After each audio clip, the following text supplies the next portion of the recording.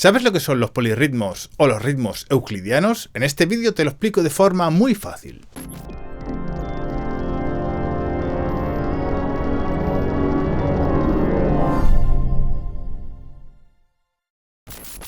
En este ejemplo vamos a ver cómo generar polirritmos y también ritmos euclidianos. Para comenzar con el polirritmo debemos entender qué es ese polirritmo. Y básicamente son diferentes ritmos que suenan a la vez, pero con pulsos distintos.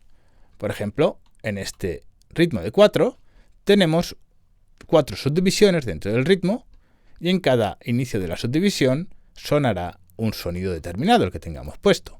En este caso tenemos un bombo. En el segundo, que está configurado en 3, este ritmo está dividido en 3 partes, en vez de en 4 como el anterior. Entonces, cada uno de esos golpes sonará en una división de 3 dentro de ese ritmo.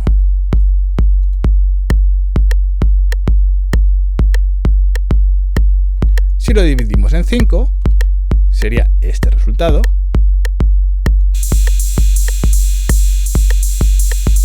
Y sonaría cada quinta parte dentro de ese compás.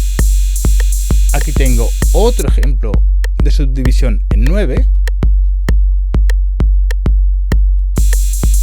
Y cada uno de los sonidos, de esos golpes o de esos pulsos, suena cada novena parte dentro de ese compás.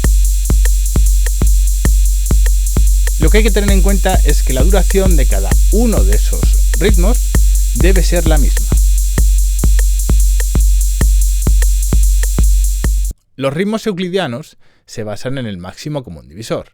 Por lo tanto, aquí necesitaremos un número que indique el número de divisiones dentro de ese compás y otro número que indique un número determinado de golpes que nosotros vamos a insertar dentro de ese compás de la manera más homogénea posible.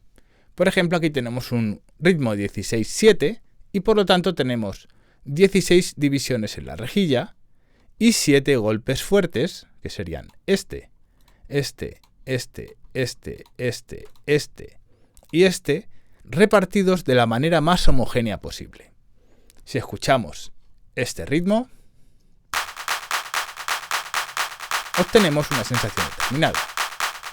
Pero claro, si nos basamos en esas notas fuertes y notas débiles, que es la manera más fácil de generar un ritmo euclidiano, puede que se nos quede un poquito inerte.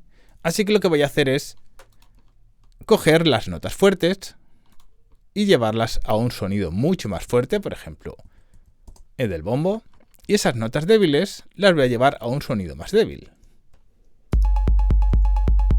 Ahora obtenemos un ritmo mucho más determinado, al cual podemos acompañar con una escritura sencilla o estándar, por ejemplo con unos hi-hat y unos snares o cajas.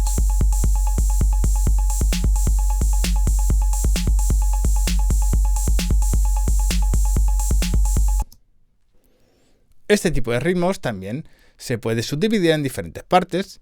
Ya hemos visto la de 16-7, podemos escuchar la de 16-9,